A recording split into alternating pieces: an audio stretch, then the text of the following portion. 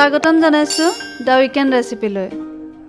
আজি আপোনালোকলৈ লৈ আহিছো এটা অসমীয়া থলুৱা জুতি আৰু ৰান্ধিবলৈ লৈছো অসমৰ বিভিন্ন থলুৱা শাক আৰু আদাৰে তৈয়াৰী আদখৰীয়া। আদখৰীয়া হয়তো বহুতে ৰান্ধি খাই থাকে আৰু বহুতে কেনেকৈ ৰান্ধিব লাগে নাজানে। তেখেতসকলৰ বাবে আজি এই ৰেচিপিটো লৈ আহিছো। মই ইয়াত 6 বিধ শাক লৈছো আৰু সেয়া হৈছে ৰঙালাও আগ, কেহেৰাজ, ঢেকীয়া, মাটিকাদুৰি, পিয়ালি পালেং আৰু হেলঞ্চি। আপোনালোকে এইকেইবিধ শাক ল'ব লাগিব বুলি কথা নাই, যিকোনো শাকে ল'ব পাৰে, টেঙা জাতীয় শাকবোৰক বাদ দি। শাকখিনি মই ভালকৈ বাছি মিহিকৈ কুটি লৈছোঁ, লগতে আদাখিনিও মই মিহিকৈ কুটি লৈছোঁ, দেখিছে। আৰু এইখিনি আচলতে থেতেলিয়াই ল'ব নালাগে দেই। আৰু আলু এটাও মই দীঘলকৈ কাটি লৈছোঁ।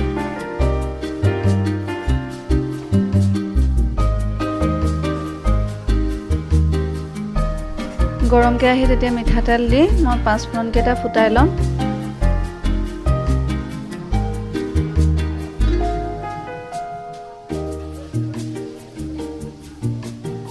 আচলতে অসমীয়া খাদ্য বুলি ক'লে মিঠাতেলেহে জুতিটো আনে।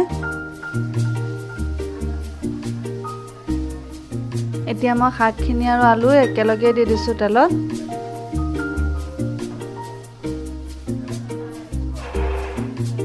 এবাৰ ভালদৰে লৰাই লওঁ, তাৰপিছত মই নিমখ হালধি দিম। এনেকৈ এবাৰ লৰাই লোৱাৰ পিছত নিমখ হালধি জোখমতে দিবলৈ সুবিধা হয়। শাকৰ পৰিমাণটো কমি আহে, গতিকে তেতিয়া নিমখ হালধি দিলে চোকা হোৱাৰ সম্ভাৱনাটো নাথাকে।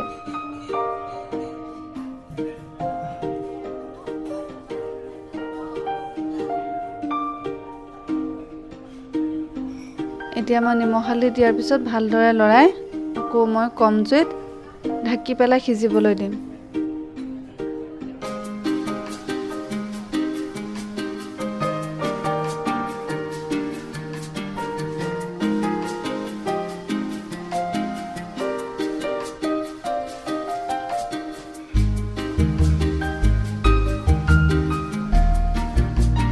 প্ৰায় 2 মিনিটমান হৈ গৈছে আমি এনেদৰে ঢাকি ৰখা। এতিয়া শাকখিনি হৈছে। এবাৰ লৰাই মই আকৌ অলপমান সময়ৰ বাবে ঢাকি ৰাখিম।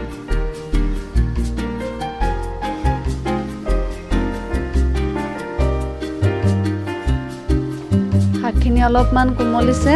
এতিয়া মই আদাখিনি দি দিছোঁ। মন কৰিব, এই ৰেচিপিটোত আদা তেলত দিয়া নহয়, পিছতহে দিয়া হয়। এইখিনি মই আকৌ ভালদৰে লৰাই অলপমান গৰম পানী দি ঢাকি ৰাখিম। যিহেতু মই এতিয়া পানী দিছোঁ, গতিকে গেছটো একেবাৰে বঢ়াই দিম আৰু তৰকাৰীখন উতলিবলৈ দিম। পুনৰবাৰ ঢাকি মই আকৌ অলপমান সময় উতলিবলৈ দিম।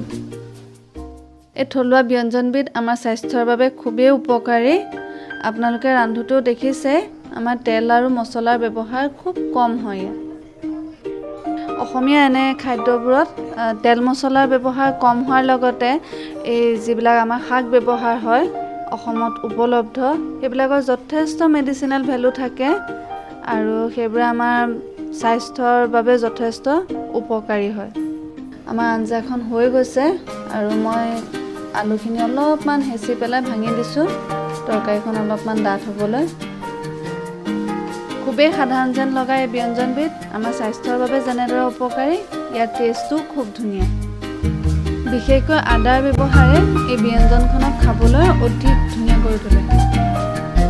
আশা কৰোঁ আমাৰ এই ব্যঞ্জনবিধ আপোনালোকে বনাই খাই চাব আৰু কেনে পালে কমেণ্ট কৰি জনাব।